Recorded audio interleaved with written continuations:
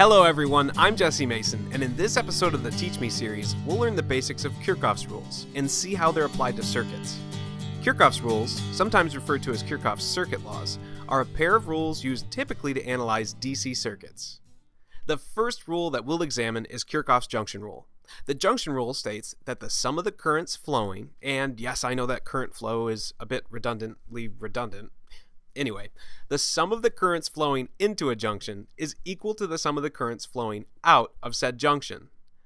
Mathematically speaking, current in equals current out. Sounds simple enough, right?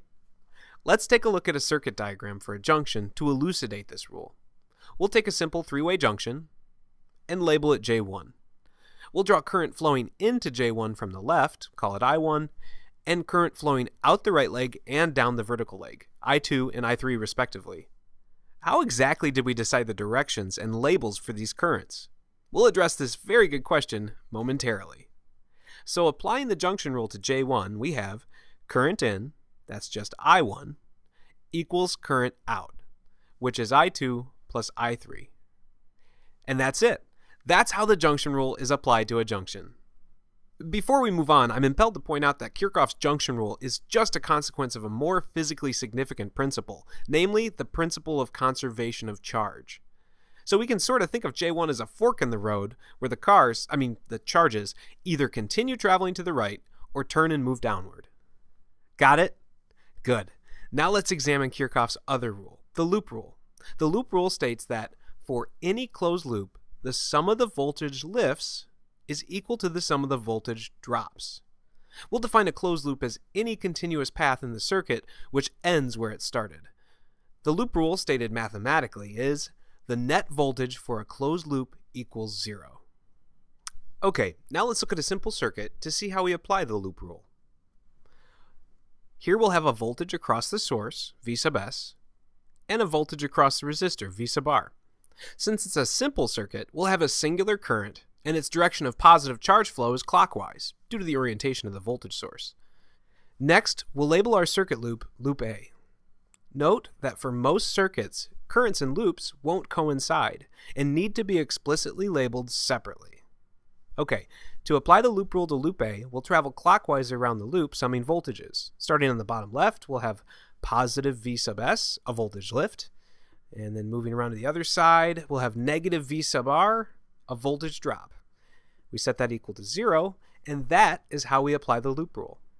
By the way, Kirchhoff's loop rule, like the junction rule, has its physical roots in a conservation law, namely the principle of conservation of energy. Okay, now let's discuss the conventions associated with Kirchhoff's rules. The first two conventions relate to the loop rule in identifying voltage lifts and drops. If we're moving around a loop and we travel through a battery, while summing voltages, and we go from low to high, which is to say going from the negative terminal to the positive terminal, then the voltage of the battery is treated as a positive voltage, which we'll call a voltage lift because of the increase in electrical potential. If instead we travel through a battery high to low, that is positive to negative, the voltage is treated as negative, which we'll call a voltage drop because of the decrease in electrical potential.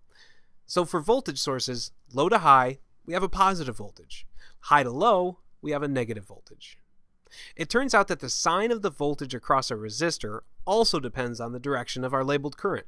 So if we follow a current while summing voltages through a resistor, then the voltage across the resistor is negative V, or invoking Ohm's law, negative I times R. Drop! If instead we oppose the direction of the labeled current as we pass through the resistor, then the voltage across the resistor is treated as positive I times R. Lift! So for resistors, follow the current, negative IR. Oppose the current, positive IR. Now a lot has been said about the directions of currents and loops. How are these directions initially decided? This is the best part. The directions of loops and currents are assigned and labeled arbitrarily, with absolutely no preference in direction. So long as the circuit is correctly analyzed, using Kirchhoff's rules, the actual direction of positive charge flow will be revealed in our results. So it's kind of like choose your own adventure in physics land. Physics land! One final convention relating to labeling our circuit diagram.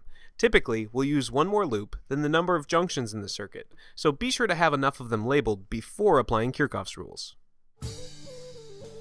I'm Jesse Mason, and I hope you found this video helpful.